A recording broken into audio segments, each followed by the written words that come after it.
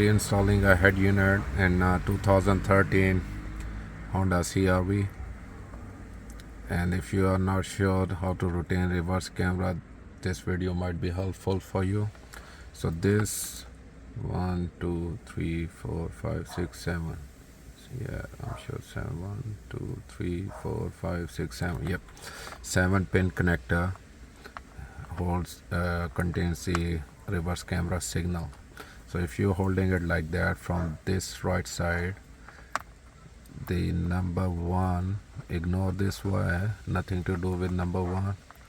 So this number 2 here got the camera ground or normal ground or camera negative signal, and this black one, third one, which is pin number 3, got the camera positive signal.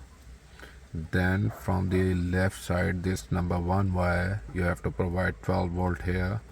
Ideally it takes 8 to 10 volts, but you can supply 12 volt here to turn on the camera. So to where from get the reverse trigger, this 3-pin connector here, the middle wire got the reverse signal, so also providing 12 volt to reverse camera and reverse trigger to the head unit. And I'll show you that my reverse camera is working, which is factory camera. So that's the aftermarket head unit, and then we will go in reverse. That's the camera, which is a original factory camera.